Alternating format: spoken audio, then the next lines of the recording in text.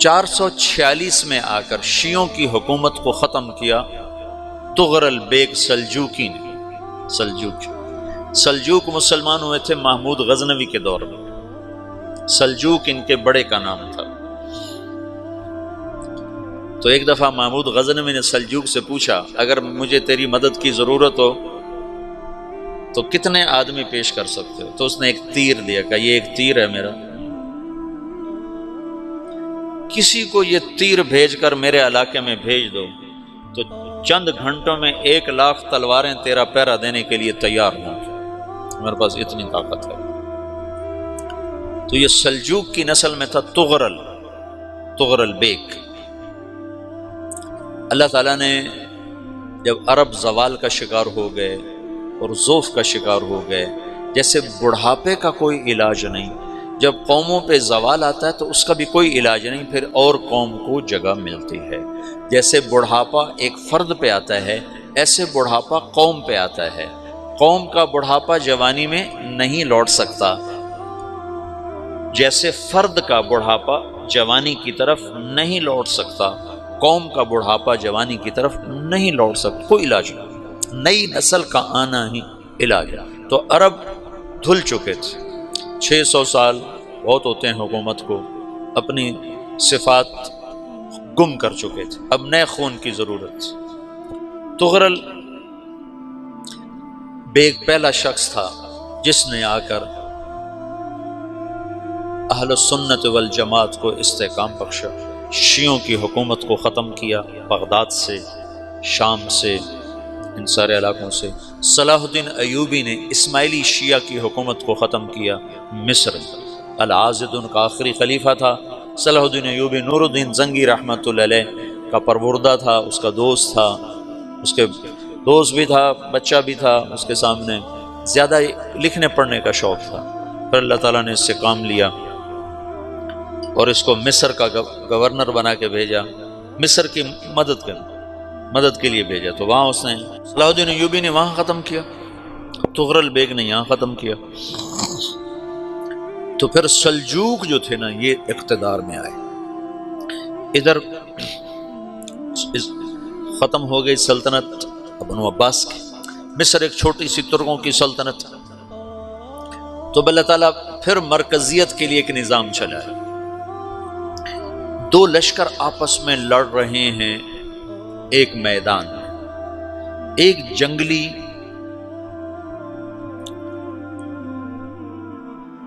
بدوؤں کا قافلہ، جنگل کے لوگ اپنے قبیلے کو لے کر، ایک جنگلی قبیلہ اپنے سردار کے ساتھ نقل مکانی کر رہا ہے ایک جگہ سے دوسری جگہ۔ اللہ کا نظام کہ یہ لوگ چلتے چلتے چلتے اس وادی میں پہنچ گئے جہاں جنگ ہو رہی ہے، دو لشکر آپس میں لڑ رہے ہیں۔ جب یہ وہاں پہنچتے ہیں تو ایک لشکر کے قدم اکھڑ رہے ہیں اور دوسرا غالب آ رہا ہے۔ ان کو نہیں پتا شکست کھانے والے کون ہیں اور فتح پانے والے کون ہیں، ان کو نہیں پتا۔ اس جنگلی قبیلے کے سردار کا نام بھی طغرل ہے، طغرل۔ تو یہ سردار کہتا ہے جو شکست کھا رہے ہیں ان کی مدد کرو، کچھ پتہ نہیں کون ہے، کہتا جو شکست کھا رہے ہیں ان کی مدد کرو۔ تو 400 وحشی جنگلیوں نے فاتح لشکر کے پیچھے حملہ کر دیا۔ وہ تو ایک کافی ہوتا تھا، 400 دوڑ جب تلواریں پڑیں تو چند لمحوں میں نقشہ بدل گیا، بھاگنے والے جم گئے اور جمنے والے بھاگ پڑے۔ جب جنگ ختم ہوئی تو شکست خوردہ لشکر کے بادشاہ نے ان کو بلایا، اسے پوچھتا ہے مجھے جانتے ہو میں کون ہوں؟ کہا نہیں۔ کہا تو تم نے میری مدد کیوں کی؟ کہا انسانی ہمدردی کی وجہ سے، تمہیں شکست ہو رہی تھی اس لیے تمہاری مدد کی۔ پھر اس نے اپنا تعارف کرایا، میں ہوں سلیمان سلجوکی، ترکی کا بادشاہ۔ مسلمانوں کا لشکر تھا اور تاتاریوں سے شکست کھا رہا تھا، تاتاری فتح پا رہے تھے، مسلمان شکست کھا رہے تھے۔ تو وہ اللہ کی غیبی مدد بن کر آئے، تو وہ اس سے کہتا ہے میرے ساتھ رہنا پسند کرو گے؟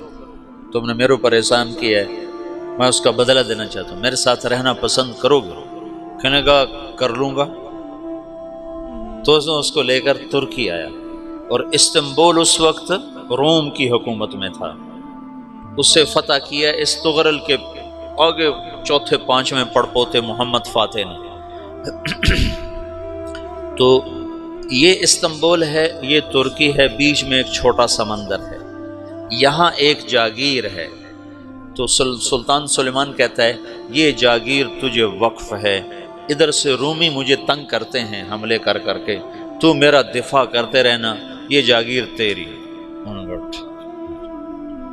اس جاگیر پہ اس نے اپنے قافلے کو آباد کر دیا، اپنے قبیلے کو، اور ایک چھوٹی سی حکومت بنا لی، جو ایک صوبہ سمجھو، سلمان سلجوقی کا وہ ایک چھوٹا سا صوبہ ہے۔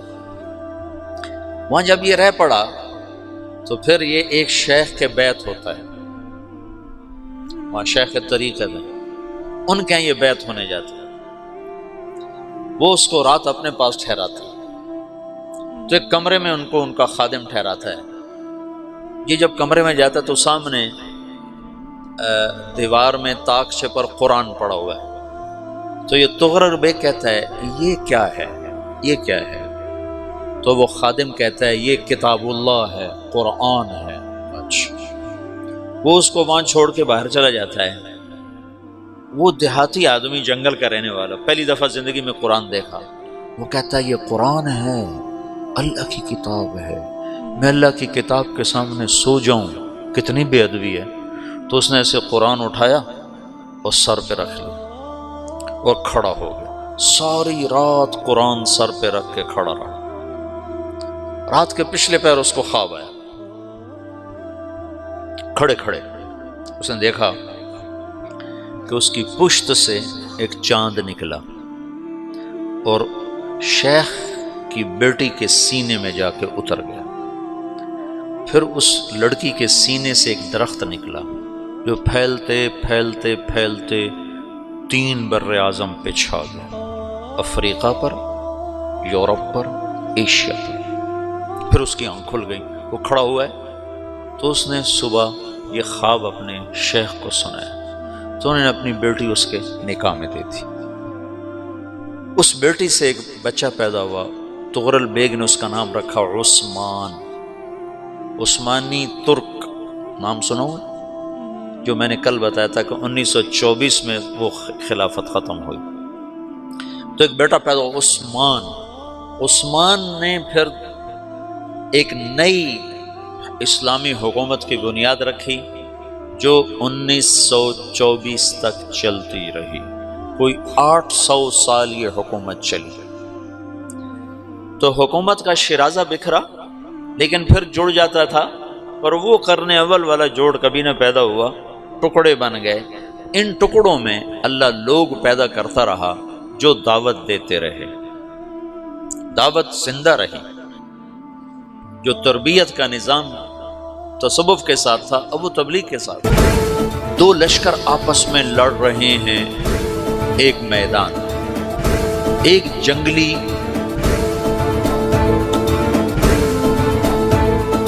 بدوؤں کا قافلہ، جنگل کے لوگ اپنے قبیلے کو لے کر، ایک جنگلی قبیلہ اپنے سردار کے ساتھ نقل مکانی کر رہا ہے ایک جگہ سے دوسری جگہ۔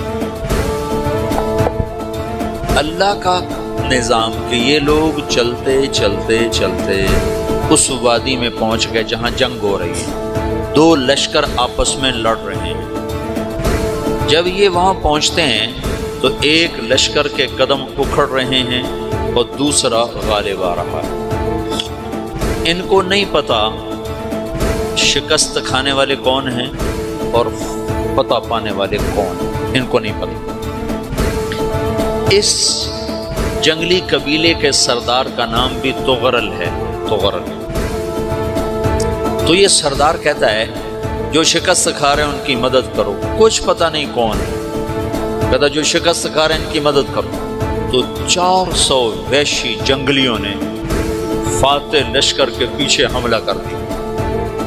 تو ایک کافی ہوتا تو 400 دوڑ جب تلواریں پڑیں تو چند لمحوں میں نقشہ بدل گیا، بھاگنے والے جم گئے اور جمنے والے بھاگ پڑے۔